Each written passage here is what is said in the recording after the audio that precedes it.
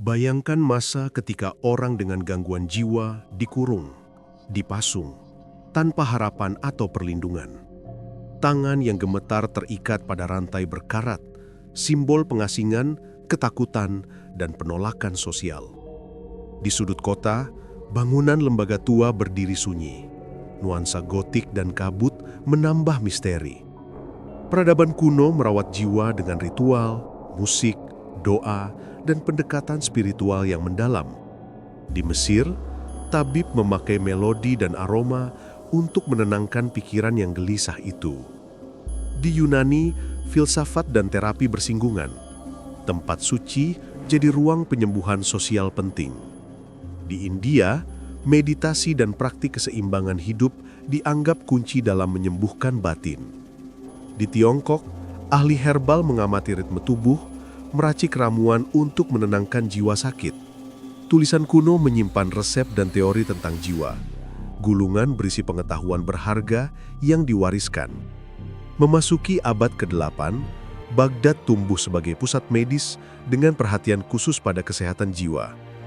Di rumah sakit Islam, pasien menerima terapi musik, mandi hangat, dan aktivitas sosial teratur.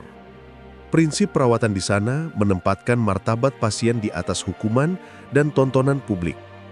Para tabib mendokumentasikan observasi dan panduan terapi dalam manuskrip medis yang cukup lengkap. Halaman rumah sakit dengan kolam dan taman menjadi ruang terapi komunitas yang menenteramkan. Tetapi di Eropa, kondisi sering gelap. Banyak institusi mengurung pasien tanpa perawatan layak.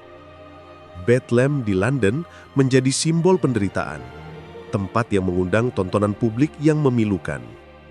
Di dalamnya, kondisi kumuh dan tontonan publik menggantikan empati serta perawatan manusiawi sejati. Jeruji besi, kamar lembab, dan kebijakan keras membuat banyak pasien menderita tanpa harapan. Kemanusiaan tampak tenggelam. Stigma menguasai cara masyarakat memperlakukan orang sakit jiwa secara kasar.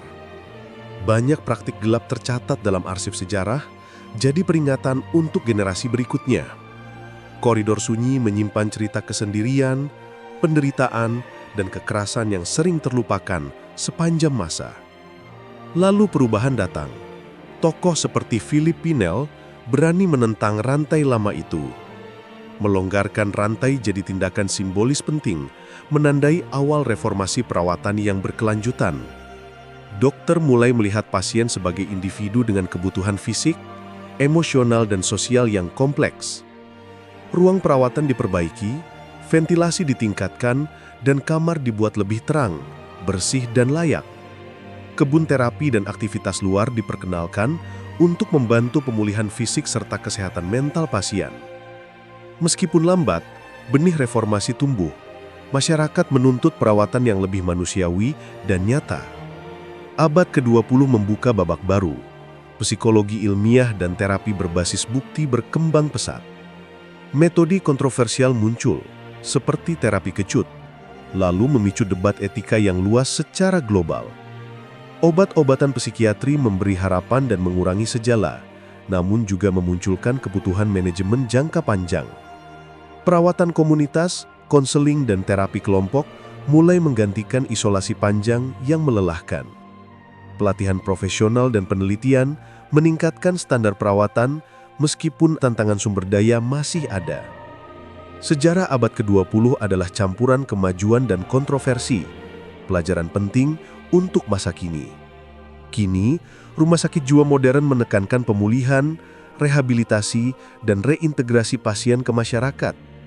Dokter berdialog dengan pasien, keluarga dilibatkan, dan rencana perawatan dibuat bersama-sama secara personal.